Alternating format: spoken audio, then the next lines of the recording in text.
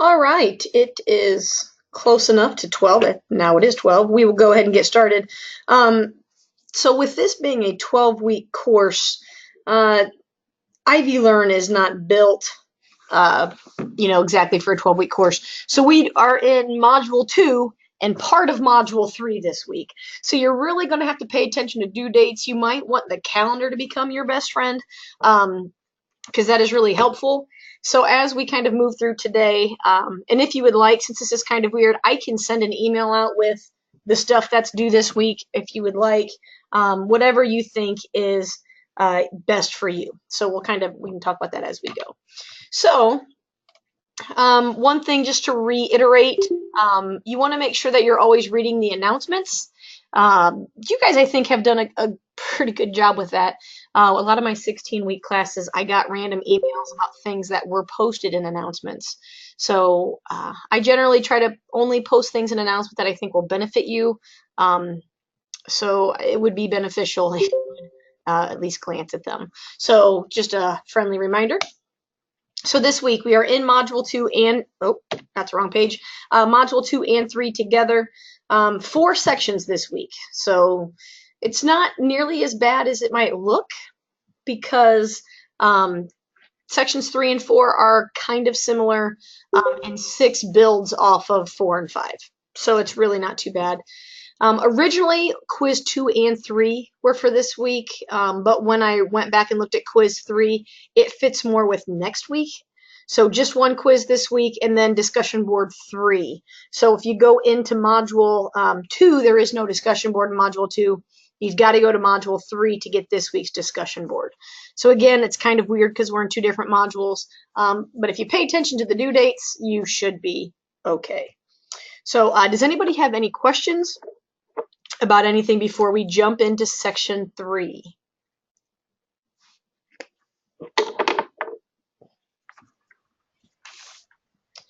As usual, if you have questions as we go, just interrupt me and we'll kind of go from there.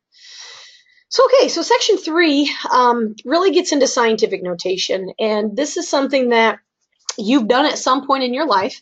It's probably been a bit, and we all know that math is something, if you don't use it, you lose it. So really what we're doing in this first part is just knocking off the cobwebs and re-emphasizing what this is and how to do it, so that you can accurately use scientific notation as you move forward. Scientific notation is not something that will only be in sections 3 and 4. You are going to see it throughout the entire course. Problems are going to be given to you in scientific notation. You're going to be asked to write them in scientific notation. So it's important that you can navigate your way through this. So just to refresh, scientific notation is simply a way to write really big numbers or really small numbers in an easier way. So in section 3, we focus on the big numbers. In section 4, we focus on the small numbers, so it's not too bad. So does anybody remember how to write scientific notation or anything about scientific notation?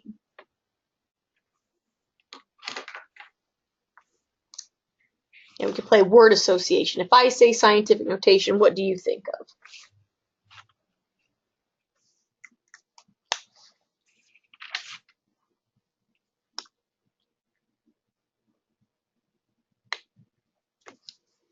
Anything? Nothing? Marco says number to a power of 10. Yeah.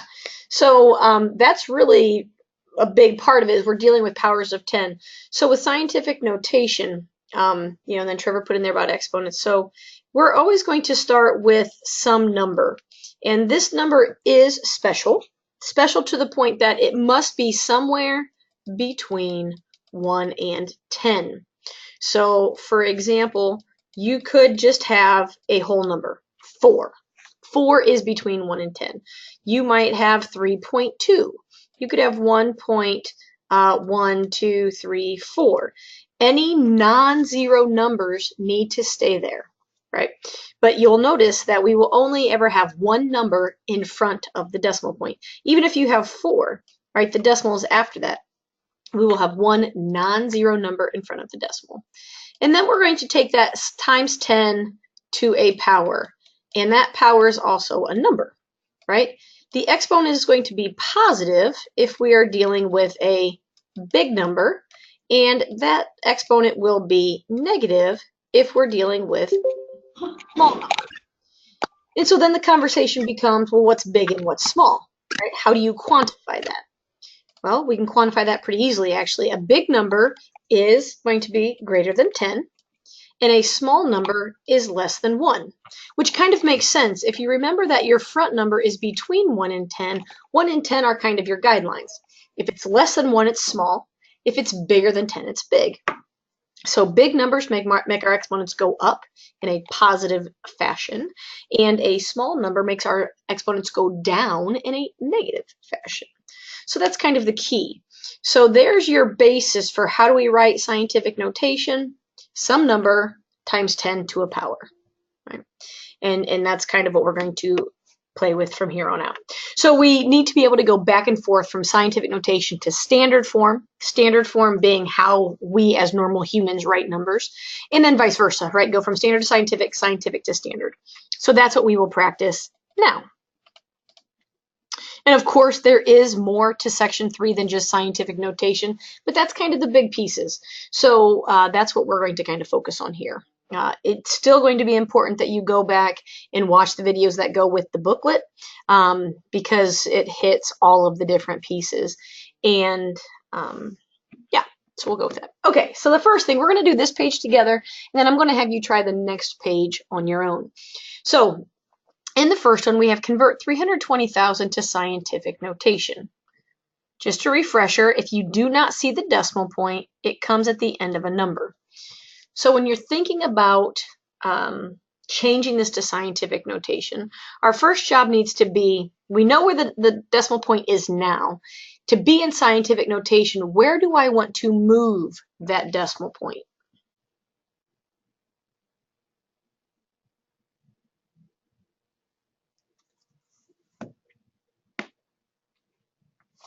Exactly, Trevor, exactly. We want it to be between the 3 and the 2.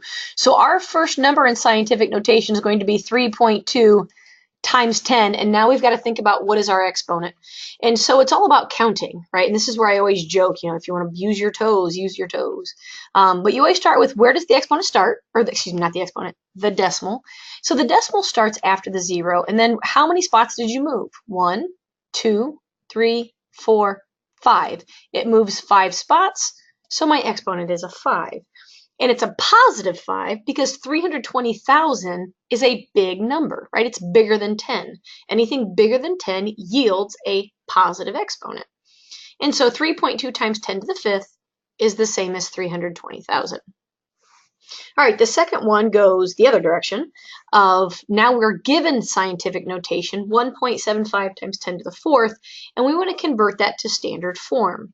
Well, the exponent is what tells you how many places to move your decimal point, and it also tells you what direction to move it. Since our exponent is positive, we know our number is going to get bigger. Which direction will I move this decimal point to make my number bigger? To the right, exactly. So I'm going to move it 4 places to the right. 1, 2, 3, 4. And the empty humps, we just fill in with zeros. So my final answer would be 17,500. And that is your standard form of 1.75 times 10 to the 4th, right? This is a concept that, again, once you get it and you remember it, it's not bad, but you have to knock off the cobwebs and get it back in your head. And some of them are easier than others. So, okay, I want you guys to try the next page. I'm throwing one at you a little bit different. So go ahead and convert those two, and I'll give you about a minute, and then we're going to talk about them.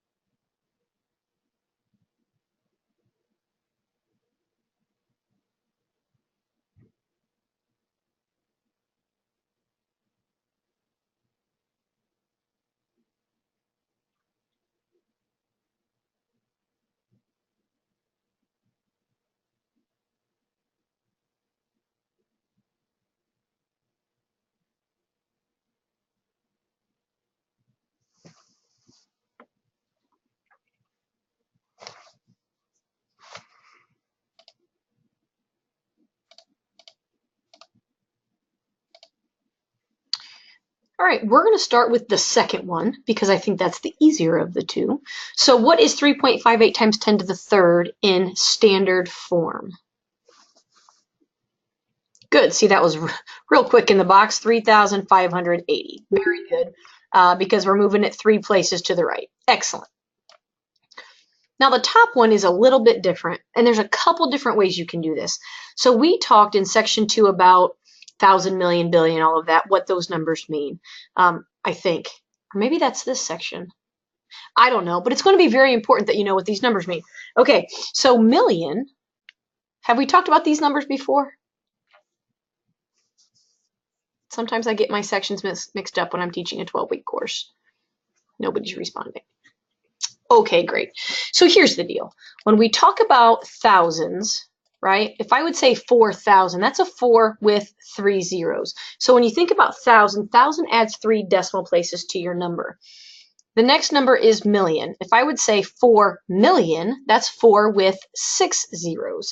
So million implies 6 decimal places.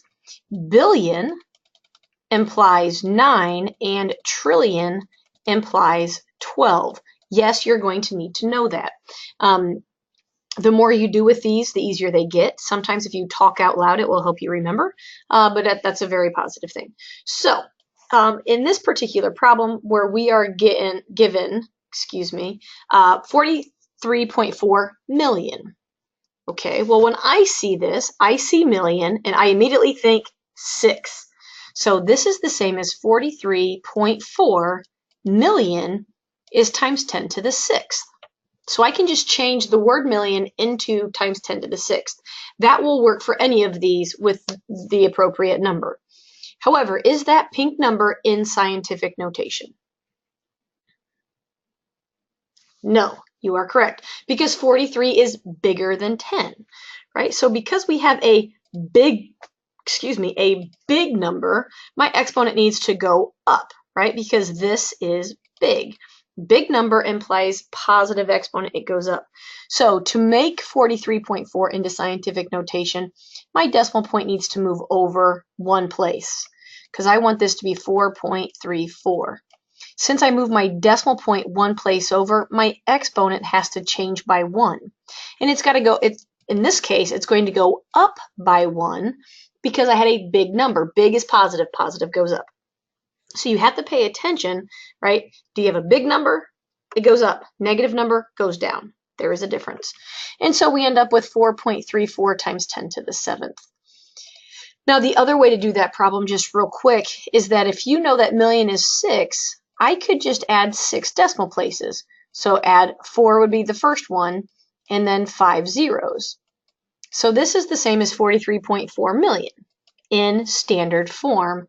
And then you could say, okay, now let's go to scientific notation. 1, 2, 3, 4, 5, 6, 7, and there's my 10 to the 7th. So it adds well, I guess it really doesn't add an extra step. It's how you want to do it. It's which first step do you want. Both of them are mathematically correct, so it's entirely up to you. Okay, that is the basis of section 3. Now that's the backbone of it. There is more to it, but because we are dealing with 4 sections today, that's what you're getting. Okay, so section 4 does jump into some negative scientific notation as well, but we are going to start with a new concept, and that is one of per capita. Do any of you know what the words per capita mean? What is the definition of per capita? Per person, exactly, Stacy. So capita is another word for person. And when you think of person, right, that's 1. So this is per 1 person. We always want people on the bottom. Per is kind of the same as a fraction bar. So we want per people. So when you're writing these ratios, your people are going to go on the bottom, and you always want it to be just 1 person. So we're going to have to do that. Okay, so let's look at the second example together and how we're going to set this up. If there are 240 TVs in my family and 78 family members, how many TVs per capita? So look at the question, TVs per capita.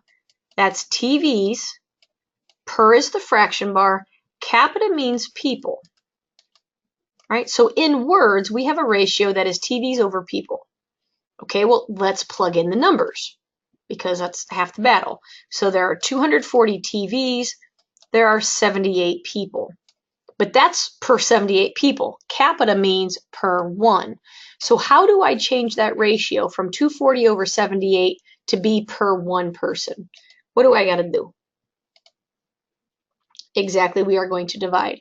So remember, the top number always goes into your calculator first. So 240 divided by 78 gives me what?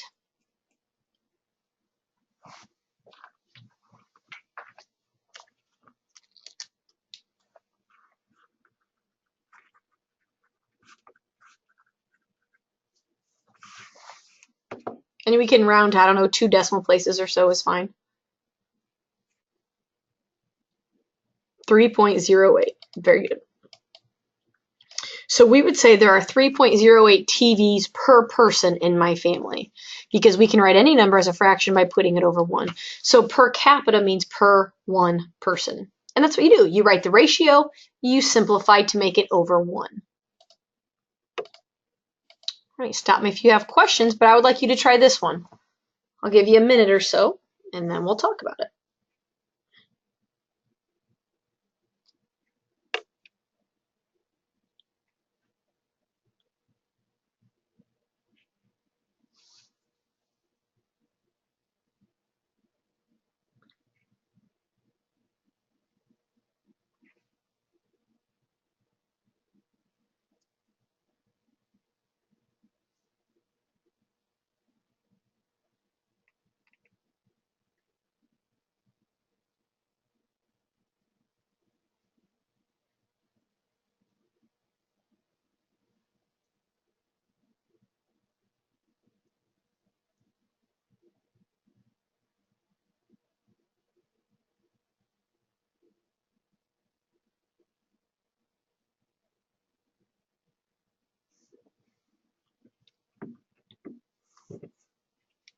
All right, so we've got some answers coming in. So a local pen company produces 23 million blue pens each year. If the population of the town is 540,000, how many blue pens are produced per capita in this town? So answers look great coming in. Blue pens per capita, right? So we want pens over people. And if you are a visual learner, it might help you to write that ratio in words first before you plug in the numbers. That is up to you entirely. So the pens are 23 million. And the people are 540,000. All right, so the answer coming in is 42.59, which is correct. Does anybody have any questions on how we got there, or would you like to see the steps? Because there's a couple different ways you can do it. Can somebody type in a yes if you would like me to talk through how to go from the ratio to the decimal?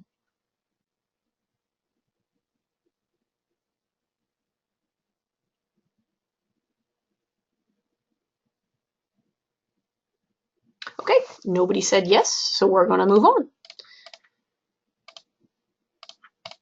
Oops. Okay, now we have negative. They're the smaller scientific notation. So looking at the first one, we have a small number. We want to convert that to scientific notation. You can visually see the decimal point at this point. Where am I going to move it to make it into scientific notation?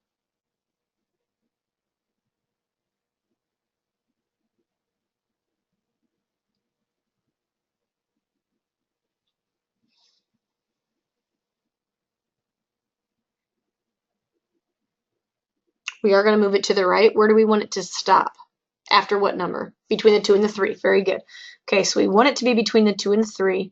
So that will give me a 2.3 times 10 to some number. So 1, 2, 3, 4, 5, 6. Is my exponent going to be a positive 6 or a negative 6?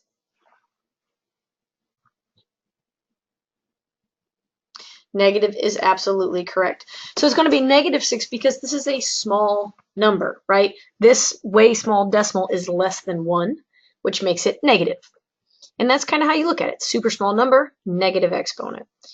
When I look at the second one, I notice I have scientific notation. I want to go to standard form. I have a negative exponent.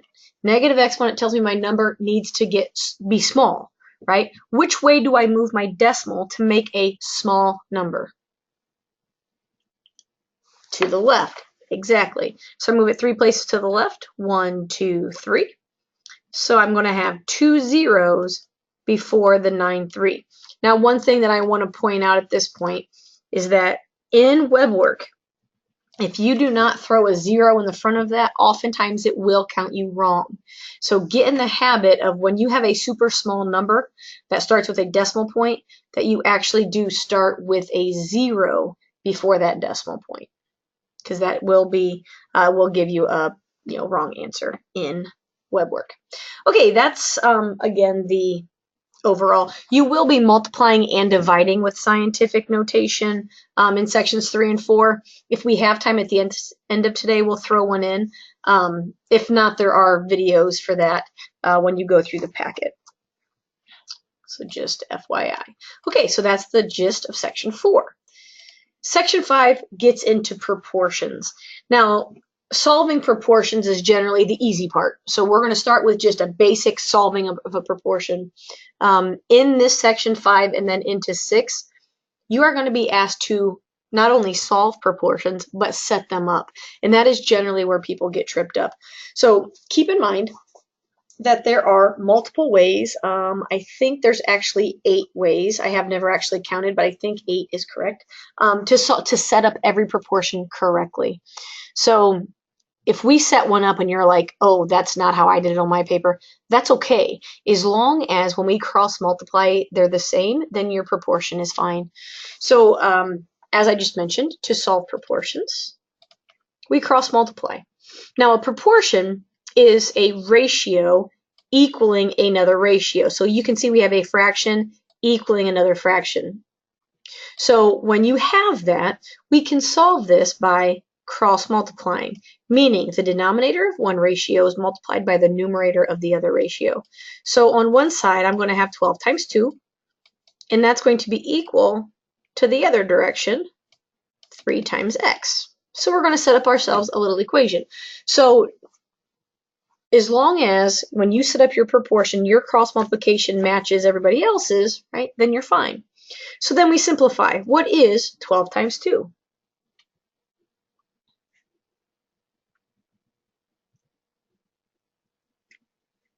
24, thank you.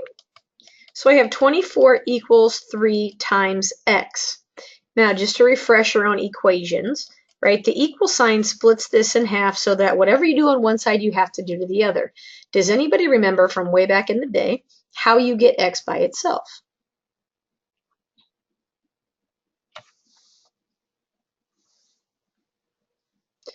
Divide, yes, be a little bit more specific. By 3. Very good. So this is 3 times x. So the opposite of multiplying is dividing. So if I divide this side by 3, 3 divided by 3 gives me 1, so I just have 1x. Notice you don't divide by x, you only divide by 3. The x has to stay. If you divide by x, we've complicated our problem. So we divide by 3, so the x stays on the right-hand side. On the left side, we have 24 divided by 3, which is 8. And if you think about it, if you have the ratio 8/12, right, that's this thing, it would reduce to 2/3. So that is a correct proportion. Okay, so that's just the basics of solving. Cross multiply and divide. You probably have heard that before. So when we solve proportions, we want to cross multiply and divide. Great. I do recommend showing your steps. It'll just help reinforce, make sure you don't skip any steps in the process. So now let's go ahead and set one of these up. We're going to do this one together, and then I'll cut you loose on one. Sally ran 4 miles to every 3 miles run by Billy. If Billy ran 254 miles in 2016, how many miles did Sally run? Now, I am a big labeler when I do math problems because I tend to be very scatterbrained. I'm doing 3 projects at one time, and I'm usually not very focused. And if I don't write things down, I tend to make silly mistakes. So If you can focus and you're doing great, you probably don't need to label. If you're a visual person, labeling might really help you with these. So when I see this, read this problem, I see that I am comparing Sally to Billy, right? And proportions are all about comparisons. It's if you are comparing multiple things, you can do that with a proportion, right? That's kind of how you know to set up a proportion, is that you're doing a big comparison. So I'm comparing Sally and Billy. So when I'm thinking about this proportion, everything in the numerator will be about Sally and everything in the denominator will be about Billy. This is the way I see it. So we have the initial run, and in the initial run, Sally runs 4 miles and Billy runs 3, right? That's this first sentence. And then they talk about, well, in 2016. So this second ratio is all about 2016. Sally, how many miles did Sally run? I don't know, but Billy ran 254, right? And you know just by reading this that Sally runs more than Billy. So I know my answer has to be bigger than 254. So one of the things with this is making sure that you understand the question. That way you know if your answer should be bigger or smaller, that kind of thing. And then again, we solve. So I'm going to take 3 times x equals 254 times 4. So I'm going to write it up here a little bigger. So 3x equals 1016.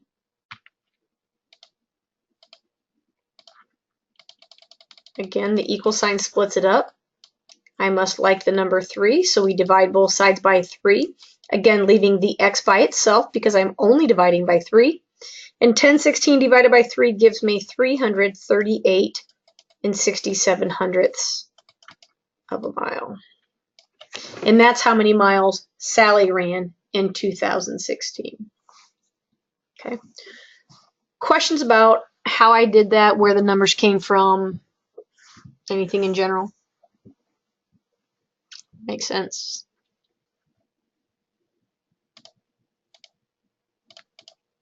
You guys are a pretty calm group. Okay, then I'm going to, if nobody has any questions on this particular problem, I'm going to ask you to do one. So go ahead and try this one. I'll give you a minute or two. Just type yes in the chat box when you have it.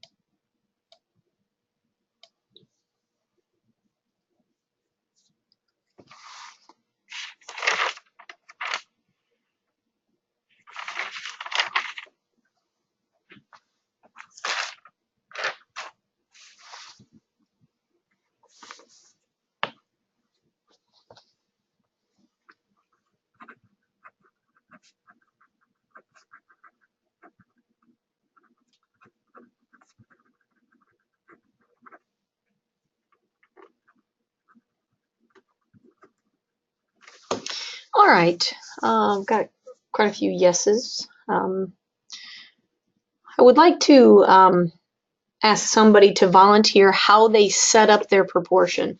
So there's, again, multiple ways to do this. So can somebody just give me their numbers for the first ratio?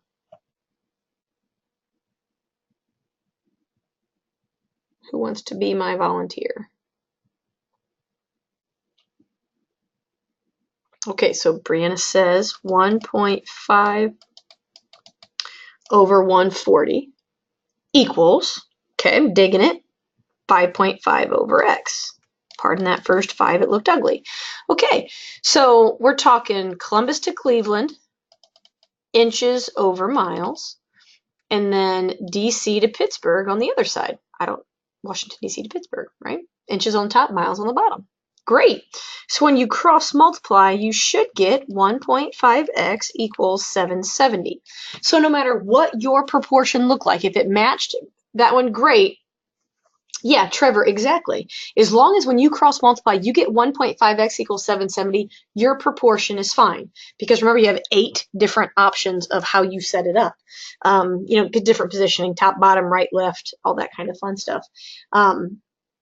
And it's really, everybody's brains work differently, so it's how you see the problem. And there's not a right or a wrong way. It's all about when you cross multiplied, did you get 1.5x equals 770? If yes, then you're fine. If the answer to that is no, then we need to look at your proportion and see where you were not consistent, because consistency is key when it comes to proportions, right? Consistency meaning all of the inches on the top, all of the miles on the bottom, all of Cleveland to Columbus on one set, that kind of thing. And then what do we get for an answer for this one while I'm babbling?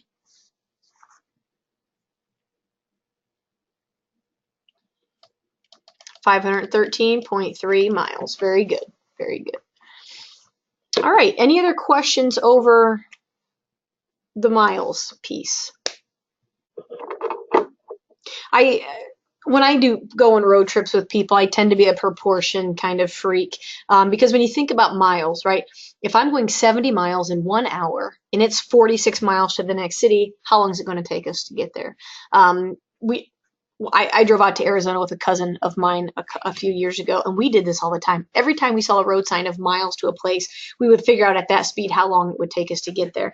It helps pass the time when you're in the car for 28 hours, right? So if you want to annoy somebody on a road trip, do that, because after a while it's very annoying. But I pride myself on being annoying, so it works. Yeah, Tier, that is definitely rounded. Could totally be 513.33. Absolutely. I think web work does have rounding rules. The exam, when you get there in 2 weeks, will have rounding rules. Yeah, so that's totally fine for this one. Okay. You're welcome. Any other questions? Okay. So, section 5, we're still in section 5, proportions. We're now going to play the what if game. So, a good use of proportions is figuring out maybe what somebody or some state would do if they acted like somebody else. So, in this made up example here, we're talking about raising money. So in Michigan, $16,500 was raised with 250 people. And in Ohio, they raised $24,750 with 300 people, right? That's obviously not the same. There's different number of peoples, there's different money, but we have 4 pieces of information. So then you go down and you look at the problem. If Michigan were proportional to Ohio, right? So they're telling you you can use proportions to solve this. How much money would Michigan raise? So some people find these very difficult because you have all of the information. You have the actual data, right? This is the actual, what actually happened. And we want to figure out what should happen, right? This is what should happen if Michigan was like Ohio.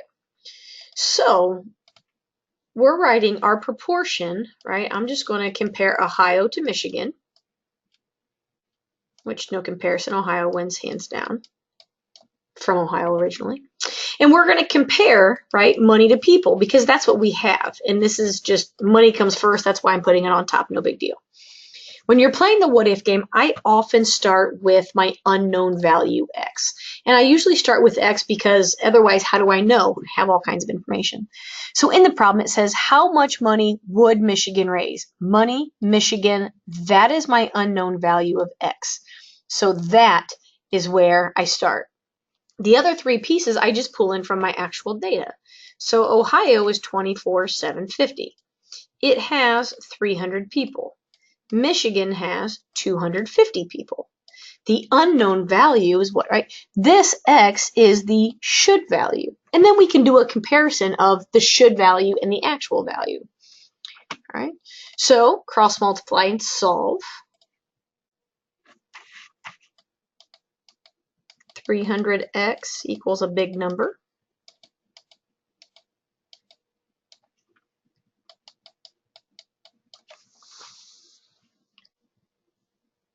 And what do we get for x when we solve that proportion?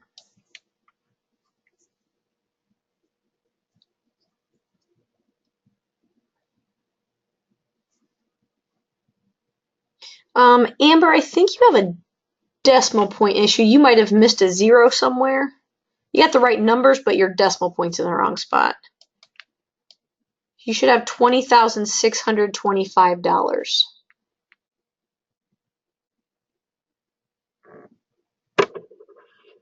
So go back and double check what you typed in. Okay, there you go. Good, good. Yeah, so if Michigan was proportional to Ohio, they would have raised $20,625.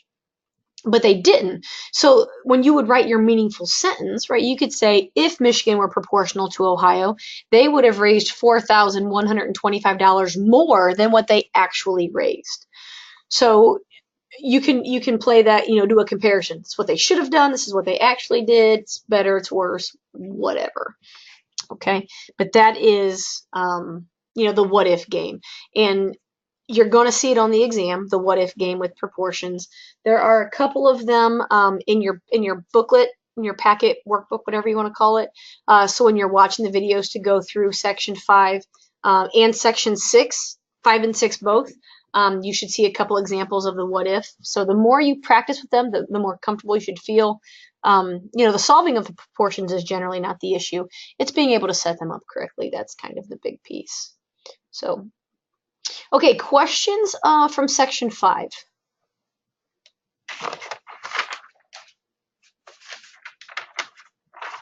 Anybody?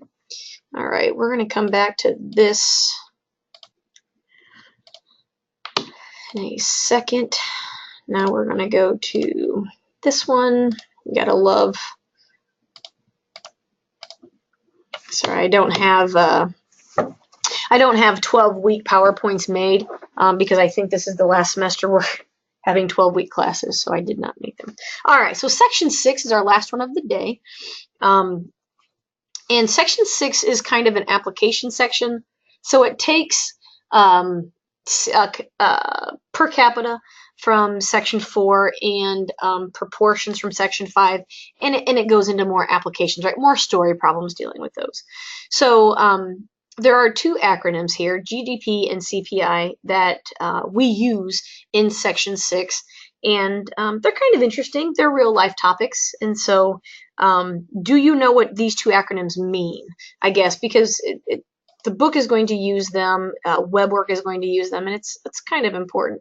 Well, in real life, it's good. Do any of you know what GDP stands for?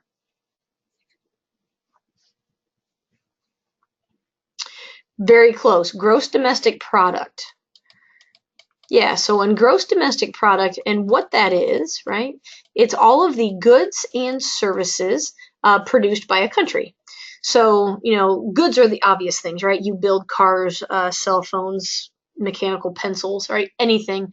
So the goods that are produced, and then services also. So I don't know how they quantify that, but, teaching is a service. Serving coffee is a service. Getting your oil changed, right? The oil change people, it's a service.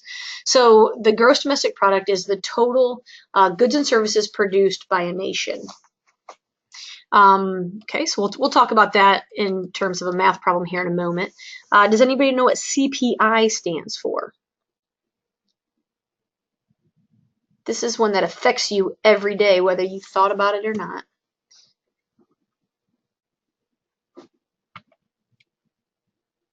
CPI stands for the Consumer Price. Oops, can't spell there. Consumer Price Index. I missed my E. The Consumer Price Index is based off inflation. So when you think about, the price of bacon increasing or the price of eggs going down, right? It's all supply and demand, but it's all based off the consumer price index. So when people talk about getting a cost of living increase, that is based off of the consumer price index. And that is based off of goods and services produced in a country as well. So there's a little bit more detail about that in your workbook if you want to read about it. It's kind of interesting because it does affect you on a daily basis. Now, your CPI has a table on page, I believe it's page 44 in your workbook. You will need that here in just a moment to do a few problems. You will also need that to do your web work homework. So in order to do web work in section 6, you are going to need page 44 from your packet because it has your CPI table. And that will make more sense in just a moment when we get to those problems. When it comes to the exam, anything that you need from the consumer price index table will be built into the exam for you. So you don't have to worry about that. Okay, so those are those words and what they mean. Now let's get into the mathematics behind it. Oops, I forgot to erase. There we go. Okay. So this is going to be a two-part problem, and this is based off of very similar to a problem that you're going to have in web work. And Amber, that's fine. You'll just have to watch for right now and then apply that later when you actually do have your materials in front of you. Totally, totally fine. So there is a problem here, just like this one in your homework. So you might want to pay attention to this one. In 2005, the federal debt in millions was $1,436,200, and the population of a random country was 120 million, right? This is all made up data. We're going to compute the federal debt per capita. Now, do you remember what per capita means?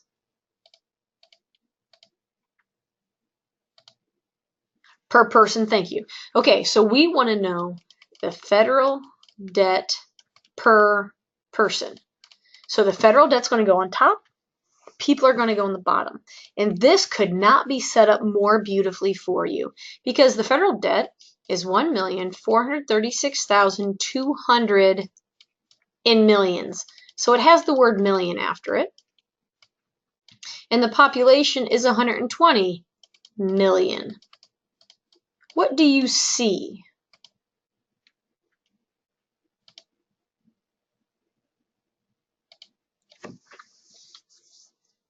When you're looking at this ratio, what jumps out at you?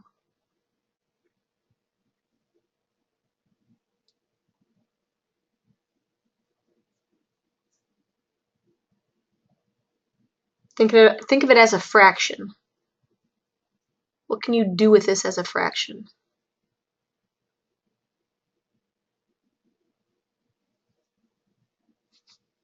Thank you, Stacy. Yeah, and numerator and denominator, since these are the same, we can cancel them out, right? A fraction, and if it's the same in the top and the bottom, it can cancel out. So this ratio is the same as 1,436,200 over 120. Well, that just looks a whole lot nicer, right? We chuck that into our calculator. And what is the federal debt per person?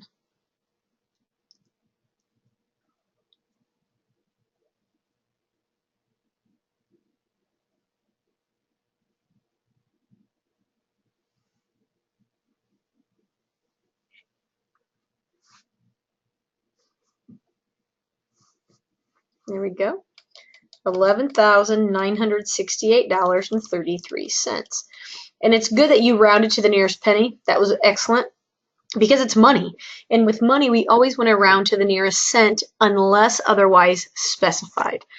Okay, so that's the federal debt per capita, which means if every person in the country would pay $11,968.33, the federal debt would be gone, right? I'm not volunteering because no. Okay, so there we go. That makes sense to everybody. Hopefully, fractions, if these are the same, they cancel out. Makes your life a whole lot easier. Okay, so that first part of the question, not too bad.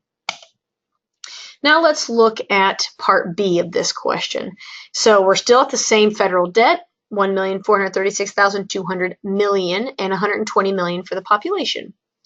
If the federal debt increased by $1.4 trillion between 05 and 15, what was the new debt? Okay, well, think just mathematically. if you would. It increased, right? That means we're going to add. So I want to add 1,436,200 million, and I want to add that to 1.4 trillion. But there's a minor problem, or a large problem, depending on how you view it. The problem is million and trillion are not the same, right? If we were adding 2 million plus 3 million, well, that's 5 million. That's easy. They just come along for the ride. But because they're different, it doesn't work that way. So I want you to think about this, or at least open your mind to thought about this. We know that million is 6, and we know that trillion is 12. So I can either change my trillions into millions or my millions into trillions, if you will be so kind. So in thinking about this, every time I move my decimal 3 places, I change names, right? So if I'm going to focus here on this top number. If I would move this decimal 3 more places, that would be the same as 1,436.2 billion. Because when I move my decimal 3 more places after million, it goes to billion, because billion means 9. But unfortunately, billion doesn't get me where I want to be. So if I would go 3 more places, that goes to the next number. So this is the same as 1.4362 trillion. It's all about place value. Million is 6, trillion is 12. Therefore, if I move my decimal 6 places, 6 plus 6 gives me the 12 places of trillion. And so now I have a new problem. I have the 1.4362 trillion, and I want to add that to 1.4 trillion. I can add those numbers easily. 1.4, 1.4, that's 2.8362 trillion. So the new debt in 2015 is 2.8362 trillion. A matter of moving your decimals. And if that hullabaloo doesn't make any sense to you, well, think about million is 6. I mean, worst case scenario, you just add 6 more zeros onto that and put it in standard form. Trillion means 12. So 4, and then add 11 zeros onto that one and put that one in standard form. So you can always just change to standard form if that's more comfortable for you, and then add. Either way, you're going to get the same answer. It just depends on what form you want it in, standard form or with words. Either way is totally fine. Okay. I don't know if that made sense. It might have, it might not have. There's a web work question that is similar to that. There is a video that goes with it. Hopefully by now you feel comfortable emailing me with questions if you get to a problem that doesn't make sense. I feel like I've been pretty nice in my responses to emails, so hopefully you continue to email me. But if you have questions, ask them. That's why I'm here. So I like to go over that one in the live session because it usually trips people up in the web work. So, okay. Nobody's typing anything, so we'll go on to CPI. So the Consumer Price Index, again, deals with inflation and things going up. So the index in your book, page 44, again, is what we're going to use. How do you know when you have to use this index, right? The key is if we're talking about time and we're talking about money. If we're doing a comparison of money over time, you're going to use CPI to do the comparison. That's how you know. So comparing money over time. So I purchased a bike for $900 in 2014. What would have been a comparable cost in 1980? All right, so you see we're talking about time. We have 2 different years, and we're comparing money. So when I set up my proportion for these, I always put money on the top and my CPI values on the bottom. Again, remember, there are 8 ways to set up every proportion correctly, I think. So I'm going to make 2014 my left side ratio and 1980 my right side ratio. Again, I like to label them just so that I know exactly what I'm talking about. So when I look at this, my bike was $900 in 2014. The CPI, this bottom number comes from page 44. So if you look at page 44, you find 2014, and hopefully you notice it has a number of 236.736. Right? Stop me if this doesn't make sense, or if you don't see, Amber, I know you don't have your book with you, but everybody else, if you have your book, do you see where that number is coming from? In 1980, I don't know the dollar amount. That's what I'm trying to find. But I know that in 1980, the CPI value is 82.4. And again, I get that from the table. So does anybody have any questions about where any of those numbers came from?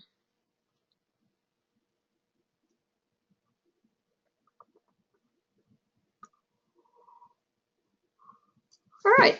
Well, assuming that the bike value increased with inflation, I cross multiply, I divide. What would have been the price of this bike in 1980 if the bike had increased in price with inflation?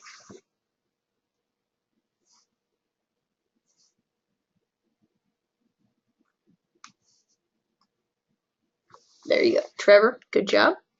$313.26. We can do a lot of what if games with the CPI. Did something grow faster than inflation, slower than inflation? Did it stay with inflation? That kind of thing.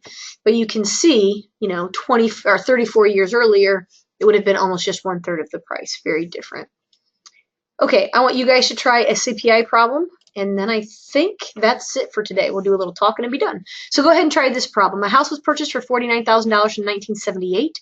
What would have been a comparable price in 2007, assuming it kept up with inflation?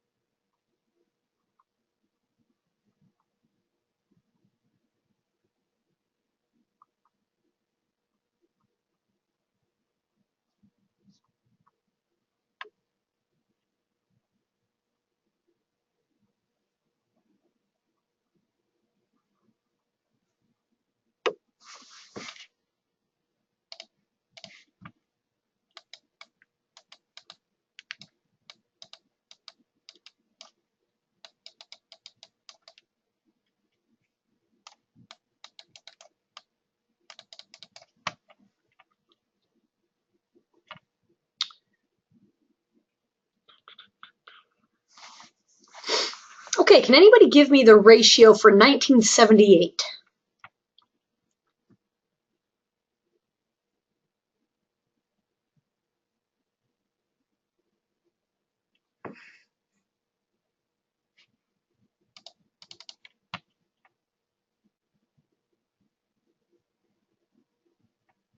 Is that a no? The price of the house was $49,000. What's your CPI value for 1978?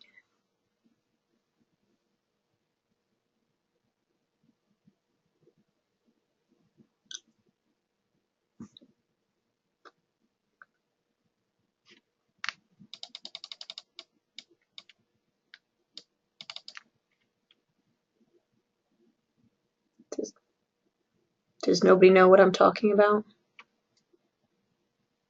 Can you hear me? 65.2. Thank you. And for a minute, I thought that everybody left. So the CPI is 65.2 in 1978. We go over to 2007. We're trying to find the comparable cost. What is the CPI value for 2007? 207, 342. Very good. Do not round these numbers. You need to use all of them so that you can be accurate. All 3 decimal places. Okay, hopefully, if you don't know where these numbers are coming from, please ask, whether it be now or right after the session. I can stick around for a few minutes. But you should cross multiply, divide, and you end up with $155,824.51. So, you over triple, more than triple, the value of your home, staying in it for nearly 40 years in this example, assuming that price of the house went up with inflation. Okay. All right, so that's section 6 in a very quick nutshell.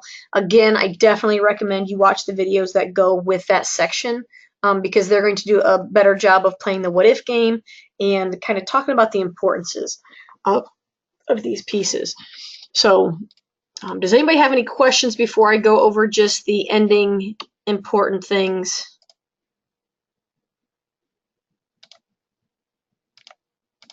That's not what I wanted to do. Okay, there we go. All right, so with nobody putting questions, your first exam is 2 weeks from today. It's the week right before spring break or heading into spring break. But you have to schedule an exam. You can't just walk in. We don't do walk-in exams. So do you know where you're taking your exam? If you're taking it at an Ivy Tech location, I don't need to know about it. The paperwork has already been set in, and it's fine. If you're taking it somewhere other than Ivy Tech, I need to know about this already. If you've already scheduled your exam, great. If you haven't, you need to do this soon.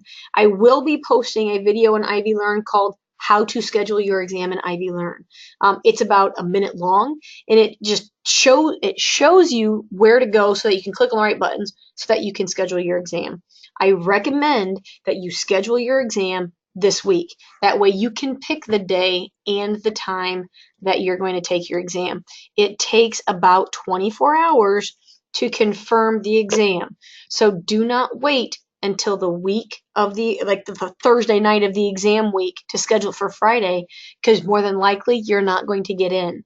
And I am not patient with people who wait until the last minute and then want me to work miracles for them. It's not going to happen. Schedule your exam early to avoid problems. Okay? So again, your exam is due on 3/10 at noon. If you're taking it in Warsaw, it's not open on Saturdays. So if you plan to take it on a Saturday in Warsaw, it's never going to happen because our testing center is not open. Different campuses have testing times on Saturday. Ours is not one of them. So you have to make sure that you pay attention and you plan ahead so that you can get that taken care of. You also need to make sure that you're taking the Exam 1 quiz. It's a practice test. You can take it as many times as you want, and your highest score is recorded.